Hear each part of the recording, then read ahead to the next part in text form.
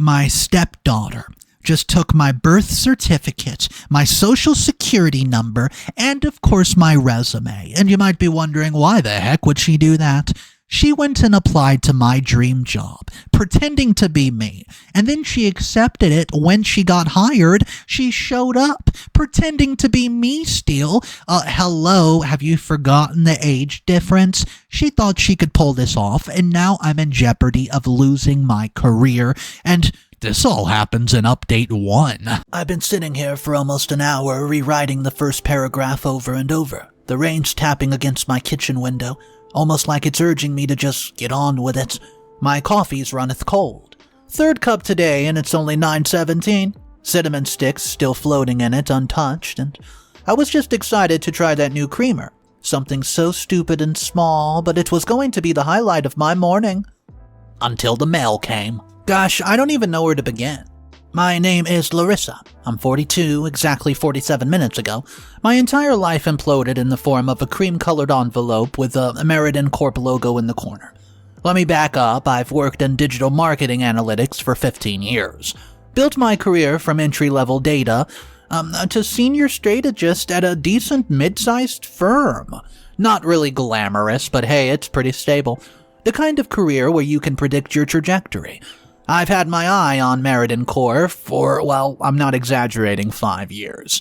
They're the gold standard in our industry, the kind of place with the fancy office downtown, you know. The one with living walls and kombucha on tap that I walk past sometimes and imagine myself just going for. They rarely hire externally at the senior level.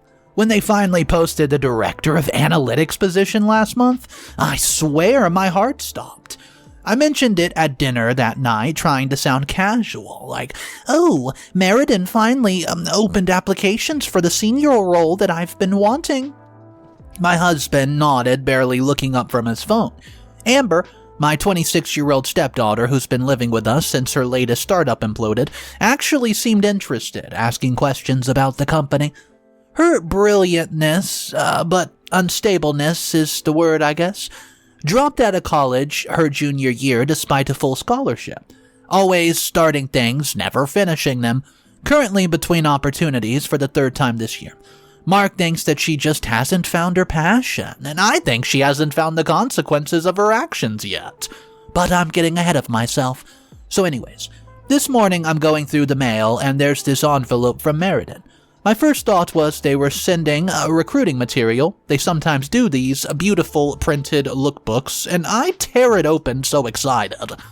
It's an offer letter, addressed to me, for a job I never applied for, never interviewed for. It was a $95,000 salary plus a $15,000 signing bonus. I read it 3 times, my hands trembling more with each pass, and because either I'm losing my mind or something is very wrong.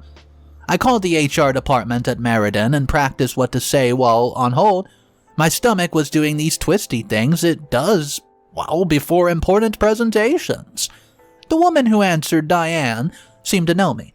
Started talking about how impressed the team was with my interview last Tuesday. Last Tuesday? I was giving quarterly presentation to our biggest client. I have the calendar invite, the slide deck, 14 people who can verify I was there from 1 to 3. But according to Diane, I was also interviewing at Narrated from 2 to 4. And then she started referencing specific answers I gave them about my project management philosophy. Except they were not my answers, they were almost mine. Like somebody who knows me really well trying to predict what I would say. But with subtle differences. More emphasis on innovation than stability. More risk-taking language that I'd never ever use. We tried calling your personal number twice for final verification, but you texted back saying you were busy and to proceed with the paperwork. I don't have any missed calls from an unknown number, no text like that in my phone at all. I mumbled something about calling back and hung up, moved like a zombie to my home office, and the filing cabinet where I kept important documents was closed, locked, and everything looked normal. But when I opened it and pulled out the manila folder marked personal documents, I knew immediately the weight was wrong. Birth certificate was gone, social security card gone, and the folder had been carefully resealed, but they were not there. I opened my laptop, found my resume file. Last modified date was 3 weeks ago. I haven't touched that file in months. The changes were very subtle, a reframing of my current role to sound more executive, a slight inflation of team size, nothing too dramatic enough to be an obvious lie, just enhance, optimize, like an Instagram filter for career accomplishments. I stood there for what felt like forever. The pieces were clicking together in slow motion. Then I marched to Amber's room and said knockity knock. It was 11 a.m. and she was still asleep, of course. Her phone was chirping with notifications beside her bed. "What?" she groaned, squinting at me with eyes wide open. The room smelled like stale pizza and dry shampoo. I held up the offer letter, my hand still shaking. "Meriden Corps just offered me a job I never applied for." She sat up slowly, checking her phone first, of course, and stretching like this was any other morning. But then she saw my face, really looked at it, and something shifted in her expression. It looked like recognition. "I can explain." Oh, she did explain with disturbing calmness, like she was describing some slightly aggressive networking strategy rather than a felony identity theft. She took my documents, my birth certificate, my social security card, found my resume on LinkedIn, tweaked it, applied for my dream job using my identity, and interviewed as me. Got the offer as me and was planning to somehow, I don't know, become me professionally? They would never hire someone like me without experience, she explained. Like this made perfect sense. But I knew I could do it if they just gave me a chance, and it's not like you were actually applying. You've been talking about it for years. I just stared at her. The delusion, the audacity, the incredible breach of trust. "It's basically a victimless crime," she continued, scrolling through her phone while delivering this insanity. "You weren't applying. I need a job, and I was going to come clean eventually once I proved myself." I texted Mark, "Emergency, come home now." He arrived 30 minutes later and found us in the kitchen with the dishwasher humming in the background and the only sound besides my occasional disbelieving laugh when I tried to explain what happened. And then came the second bomb. Mark wasn't even angry. He wasn't even particularly surprised. Instead, he looked at Amber with something like pride.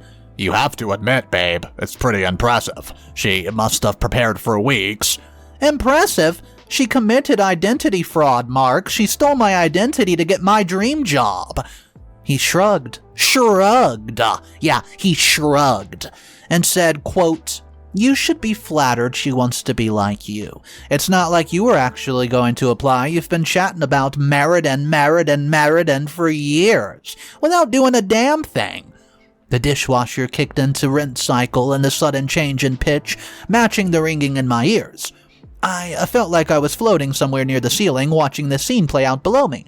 My husband of 8 years, the man who promised to be my partner, was completely dismissing one of the most violating things that's ever happened to me. I locked myself in the bathroom, splashed cold water on my face, and gripped the edge of the sink so hard my knuckles turned white. Stared at my reflection and wondered who the hell these people were that I was living with.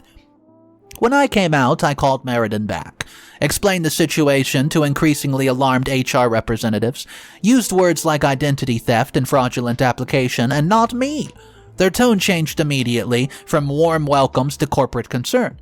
They explained that they would need to report this incident, that identity theft is serious, and they appreciate my honesty, but the position would obviously need to be reopened. I watched the rain through the window. Tears were sliding down my face in parallel tracks as I realized my stepdaughter was likely facing criminal charges. My husband stood in the doorway, arms crossed, with a pretty dark expression. "You could have handled this within the family," like I was the one who had done something wrong. "Sorry this is so long, I just had to get it all out. The last 2 weeks have been a special kind of hell. I'm sitting in my car outside my therapist's office right now, and I'm already 10 minutes late for my appointment, but I can't make myself go in yet.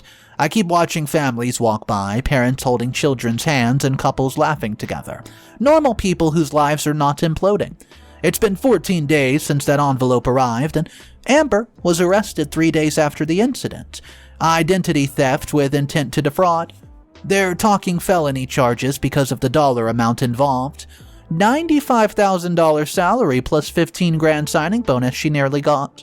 Mark is barely speaking with me, and when he does, it's to tell me I'm overreacting and should have found a family solution. He leaves for work earlier and comes home later. The house feels like it's full of invisible smoke, making it hard to breathe. There's a letter from Narrated on my nightstand that I cannot bring myself to open fully. I saw enough to know they're expressing regret about the situation and inviting me to apply legitimately for a different position. The irony is so bitter that I can taste it.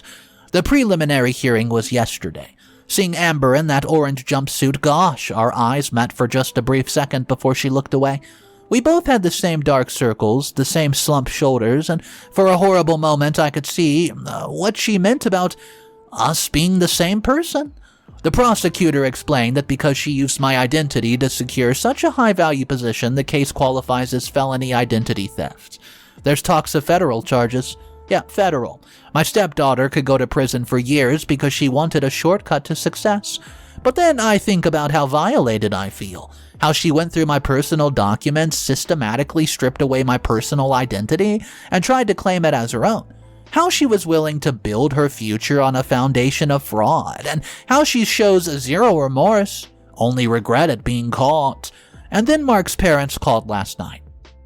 On speakerphone, of course, so they could both yell at me simultaneously about how I'm destroying their granddaughter's future over a simple little misunderstanding. As if, I don't know, systematically stealing someone's identity to commit fraud is equivalent to borrowing a sweater without asking. I've been sleeping in the guest room, of course. The sheets smell like the fabric softener I used to get, and loneliness. Yesterday, I was packing some of Amber's things for Mark to take to her for the detention center. Found her journal tucked between the mattress and box spring, and I know you're gonna tell me I shouldn't have read it, but I did. Entries going back months, planning, research into identity theft, notes about my career and my credentials. This was not impulsive, this was cold-hearted and calculated, premeditated. And underneath it all, this current of resentment towards me that I never knew existed. I called my mom last night, sobbing so hard I could barely speak. After I finally got the story out, there was this long pause, and then she asked so quietly, "Do you think your marriage can even survive this?" Well, I watched the sunset from the porch, listening to the neighborhood kids playing in the distance. Their voice sounded like they were coming from another planet. A normal world that's not mine anymore, and honestly, I probably sound insane right now. My life made sense months ago, not perfect, but comprehensible, and now I don't recognize anything. It's been about a month since everything fell apart. I'm sitting across from my lawyer right now, waiting for him to get off the phone. The prosecutor is offering Amber a plea deal, reduced charges, but still with potential jail time. They want my input as the victim. Mark announced yesterday he's taking a leave of absence from work to support his daughter through the legal process. Well, yeah. It's bad.